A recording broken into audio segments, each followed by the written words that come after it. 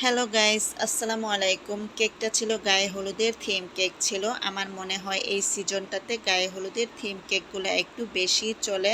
So যাই হোক, এই কেকটা যখন অর্ডার চলে আসে তখন আমি বাসায় ছিলাম না, আমি বোনের বাসায় ছিলাম।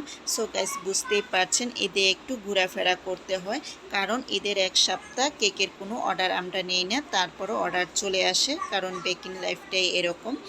যাই হোক, এই কেকটা যখন অর্ডার আসে তখন আমার বাসা থেকে আমার ছেলে বারবার ফোন দিয়ে বলছে যে আম্মু, তোমার কাছে কেকের অর্ডার চলে আসছে, কাস্টমার বারবার বাসায় চলে আসছে। আমি বলছি তুমি জিজ্ঞেস করো কেকটা কত তারিখে লাগবে। সো তারিখটা বলার পর আমি দেখলাম যে না, আমার হাতে 3-4 দিন সময় আছে, এর মাঝে আমি বাসায় চলে আসব। আমি ছেলেকে বললাম যে তুমি ওদেরকে বলে দাও যে এর মাঝে আমি বাসায় চলে এসে তাদের সাথে যোগাযোগ করছি, কারণ এই কেকটা আমি যে লোকেশনে ডেলিভারি দেব এই লোকেশনটা আমার গ্রামে ছিল, আমার পাশাপাশি ছিল, তাই কোনো সমস্যা নেই ওদের সাথে যোগাযোগ করতে।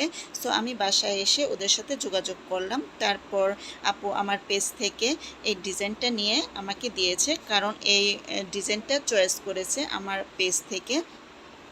সো আমি আপুর ডিজাইন চয়েস করা অনুযায়ী আমি কাজটা করছি, তবে আমি ওই ডিজাইনটার থেকে একটু ইউনিক ডিজাইন করে দিয়েছি, কারণ আমার যে ডিজাইনটা ওরা পছন্দ করেছে আমার মনে হয় গায়ে হলুদের জন্য ওই ডিজাইনটা কালারফুল, তারপর একটু বেশি গর্জিয়াস ছিল, তাই আমি ওইটার থেকে কিছুটা ইউনিক ওই ডিজাইনটা করেছি।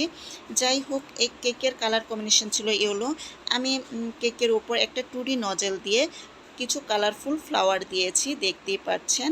আমি মাঝখানে লামিয়া হলুদ সন্ধ্যা লিখে তারপর ফ্লাওয়ারের উপর কিছু পাল দিয়ে দিচ্ছি। এই তো গাইস আমার কেকের ফাইনাল লুক। ধন্যবাদ।